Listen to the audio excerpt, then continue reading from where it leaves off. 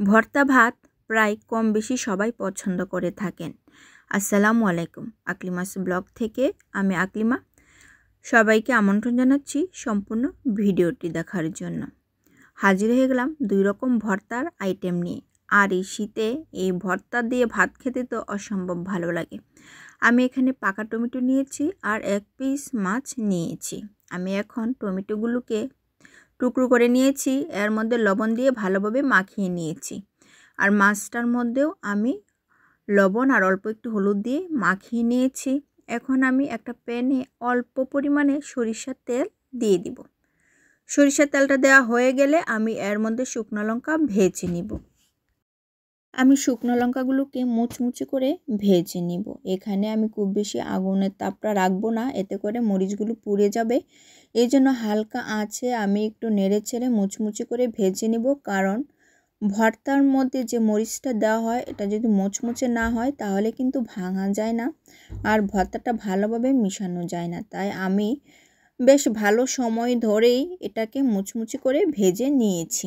এখন মরিচগুলোকে আমি উঠিয়ে নিব। এই তেলের মধ্যেই আমি কেটে রাখা পাকা টমেটোগুলো দিয়ে দিব।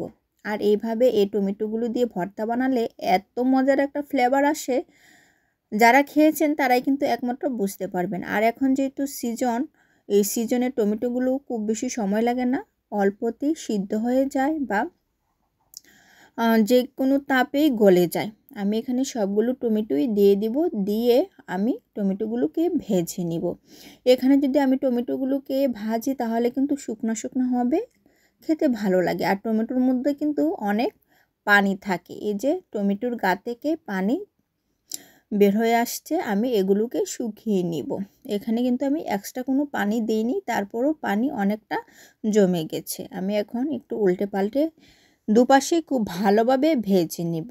আমি এখানে টমেটোগুলোকে একটু পোড়া পোড়া করে নিব, এতে করে খেতে ভালো লাগবে। এখানে আমি একটু টমেটোগুলোকে উল্টে দিচ্ছি, উল্টে দুপাশটাই আমি খুব ভালোভাবে ভেজে নিব।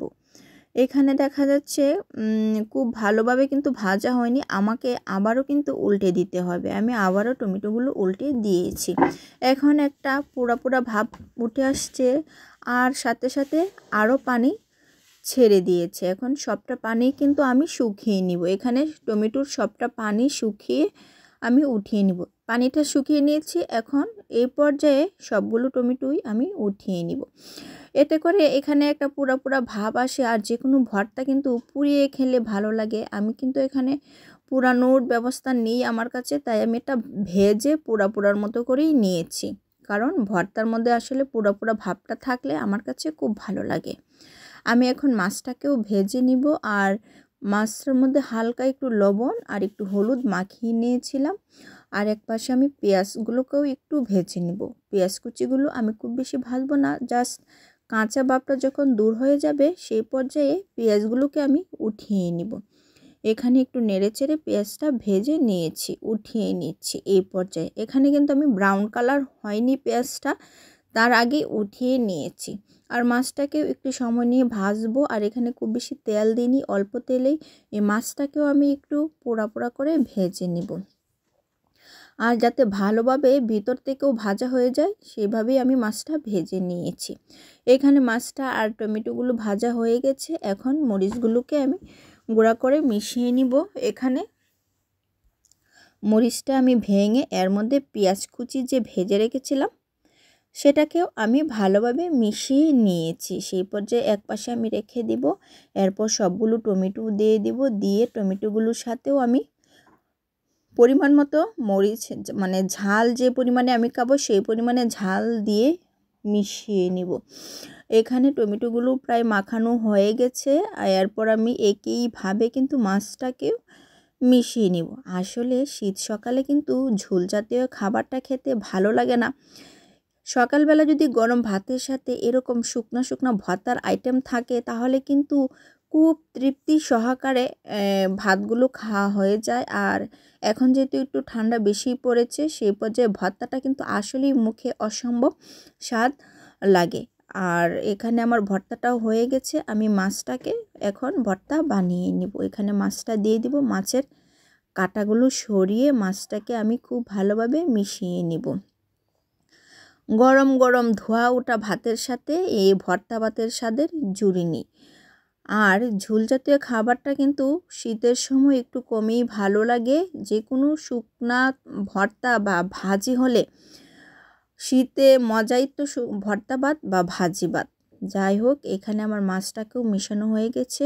আর মাছটাকে আমি ভালোভাবে মিশিয়ে, আমি যে পরিমাণ ঝাল খাবো ঝাল মিশিয়ে নিয়েছি। ভালোভাবে একটু নেড়ে চেড়ে মিশিয়ে নিব। এখন একটু আলতোভাবে ভালোভাবে হাত দিয়ে মাখিয়ে নিচ্ছি। পরিমাণ মতো লবণ আমি এখানে দিয়ে দিব। হয়ে গেল মজাদার স্বাদের এই ভর্তা আইটেম। আর একটু ফ্লেভারের জন্য আমি এখানে একটু ধনেপাতা কুচিও কিন্তু দিয়েছি।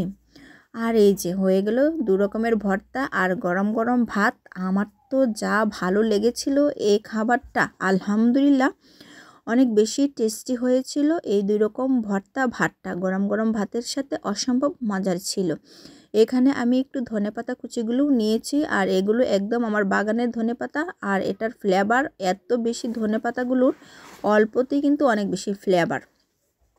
আমি ধনেপাতাটাও নিয়েছি।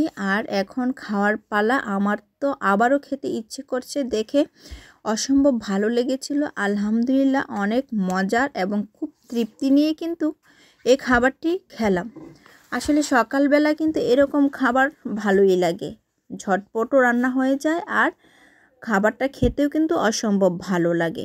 আজ এই পর্যন্তই। সবাই ভালো থাকবেন, সুস্থ থাকবেন আর আমার জন্য দোয়া করবেন। আর আকলিমাস ব্লগ পেজের সাথেই থাকবেন। আর এতক্ষণ ধৈর্য ধরে যারা আমার এই ভিডিওটি দেখেছেন তাদেরকে জানাচ্ছি অসংখ্য অসংখ্য ধন্যবাদ। আল্লাহ হাফেজ।